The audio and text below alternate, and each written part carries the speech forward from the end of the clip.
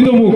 Mini football থেকে বড় football খেলার মাঠে দাদা উপস্থিত থাকে। দাদার হাত ধরে অনেকটা এগিয়ে গেছি, আল্লাহর ইচ্ছা থাকলে আরো এগিয়ে যাব দাদার সাথে থাকলে। তাই দাদা যখন থাকে পাশে বুকে ভরসা আসে, তাই দাদাকে কিছু বলার জন্য অনুরোধ জানাবো। ইচ্ছা থাকলে উপায় হয়, নেশা থাকলে আসা যায়। তাই আজকে সলুয়া গোপালপুর স্পোর্টিং ক্লাবের আয়োজনে আয়োজিত নকআউট যে ক্রিকেট 8 দলীয়, এখানে আজকে এসে অনেকটাই বেশি বলে ফেলছে আমার সহকারী সঞ্চালক শাহনাজ ভাই। আমি অত বড় অ্যাঙ্কার নই।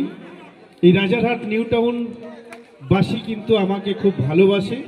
ফুটবলের মাঠে ফুটবলের টানে আমি পৌঁছে যাই, এটা সত্যি কথা, কিন্তু অত বড় অ্যাঙ্কার নয়। তবে আজকে এসছি এখানে আল মদিনা জুয়েলার্সের প্রতিনিধি হিসাবে, এবং আজকে আমাদের একটা প্রোগ্রাম আছে, আমরা গেস্ট হিসাবে যাব রাজবাটিতে। ওখানেও একটা টুর্নামেন্ট হচ্ছে, এরকম একটা লিগ পদ্ধতিতে ওখানে ক্রিকেট টুর্নামেন্ট হচ্ছে, সেখানে আমরা আমন্ত্রিত অতিথি হিসাবে যাব।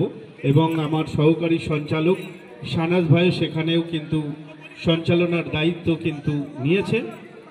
এখানে আসতে পেরে সত্যি কথা বলতে কি খুব ভালো লাগছে একজন ক্রীড়াপ্রেমী হিসাবে। তাই আপমোর দূর দূরান্ত থেকে আগত অফুরন্ত পথের প্রতি ক্রীড়াপ্রেমী মানুষদের আন্তরিক প্রীতি শুভেচ্ছা অভিনন্দন জানাই।